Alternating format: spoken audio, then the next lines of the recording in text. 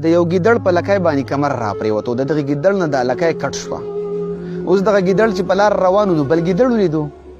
نو دغه بل ګیدړ ورته وایي چې دا دې په ځان باندې څه کړي؟ تا خو د ځان نه لکۍ کټ کړي، ډېره زیات بدې ښکاري.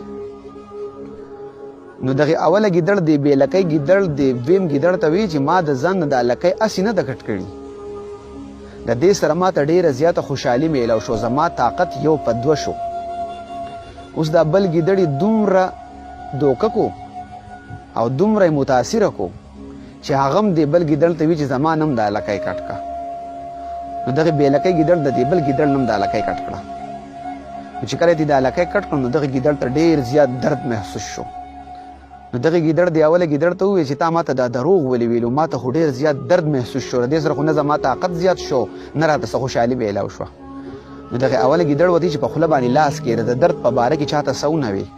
که نورو ګیدړانو ته د درد په باره کې پته ولګېده نو هغوی به بیا خپلې لکۍ نه کټ کوي او په برادرۍ کې به ما او تا صرف بې لکۍ پاتې شو، زموږ مذاق به وړاوی او زموږ پسې به خنداګانې کوي. نو چې کله دا دویم ګیدړ په دې خبره پوه شو نو دا دواړه پاڅېده او خپلې برادرۍ ته لاړ او هلته یې دا خبره عام کړه چې د لکۍ کټ کولو سره خوشحالي راځي او د دې سره طاقت یو په دوه کېږي.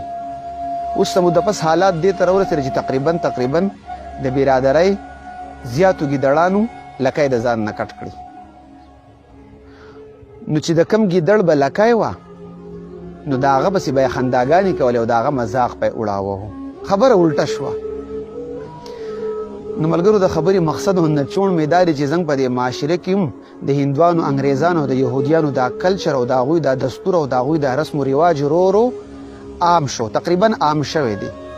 نو اوس چې کم خلک په دین په طریقه باندې ژوند تیروي، په سادګۍ سره ژوند تیروي، نو د هغې خلکو مذاق وړاویږي، هغوی پسې خنداګانې کوي او په طنزیه انداز ورته دا وایي چې ته ډېر مسلمان راغلی، ته داسې ایمان والا راغلی.